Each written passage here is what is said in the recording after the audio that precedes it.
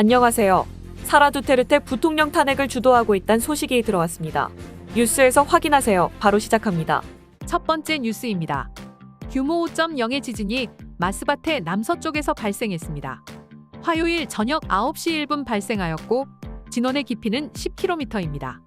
여진과 피해가 있을 것으로 예상됩니다. 마스바테 시에서 진도 5와 몰레알 바투안 산페르난도에서 진도 4의 진동이 감지되었습니다. 다음 뉴스입니다. 필리핀 중앙은행은 대통령에게 7,500페소 기념 금화와 750페소 기념 은화를 제공했습니다. 이는 중앙은행 75주기를 기념하는 주화입니다. 차후에 이 기념주화 판매 계획을 일반에 공개할 예정입니다. 다음 뉴스입니다.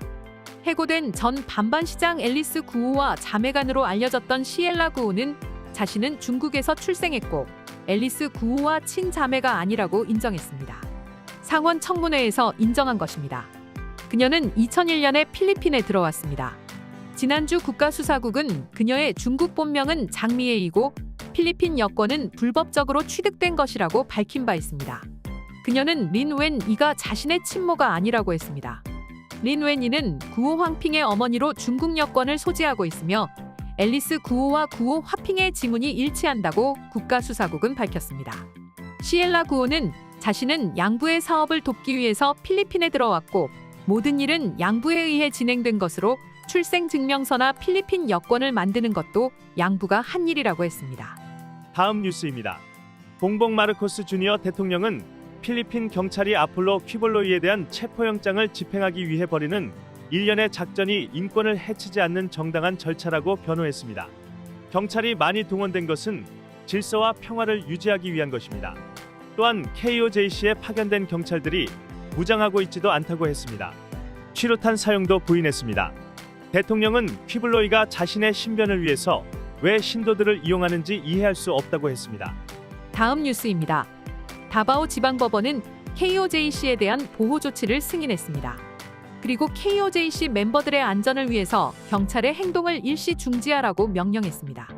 그리고 KOJC로 향하는 바리케이트와 장애물들을 모두 제거하라고 지시했습니다. 법원은 경찰이 KOJC의 사유 재산을 침해하고 종교적 자유와 학문적 권리를 침해했다고 밝혔습니다. 이에 대해 내무부는 법원이 경찰이 물러나야 한다고 지시한 것이 아니라고 해석했고 바토 델라 로사 상원의원은 경찰이 즉시 철수해야 한다고 주장했습니다. 다음 뉴스입니다. 남중국해에서 필리핀의 물자 공급 작전을 위해 미국이 에스코트에 나설 수 있다고 밝혔습니다. 미국 인도태평양 사령관 사무엘 파파로의 언급입니다. 그러나 필리핀 군총장 로미오 브라우너는 필리핀 군 단독의 작전으로 수행하기를 선호한다고 했습니다. 다음 뉴스입니다. 직무가 정지된 까비떼 신랑의 시장 케빈 아나르나는 공금을 횡령하지 않았다고 항변했습니다. 하원 청문회 중에 밝힌 내용입니다. 자신이 임신 휴가를 떠나 있는 기간 동안 시가 지출 결의서를 제출하지 못했었는데 이제는 감사원에 이를 제출했다고 밝혔습니다.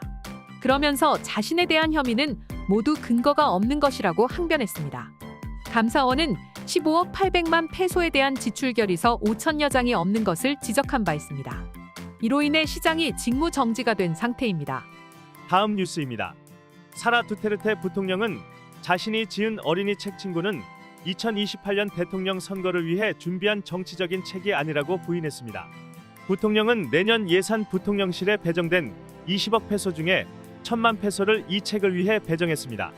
이 책은 아이들에게 읽기와 자신들의 이야기 쓰기를 권장하기 위한 것이라고 설명했습니다.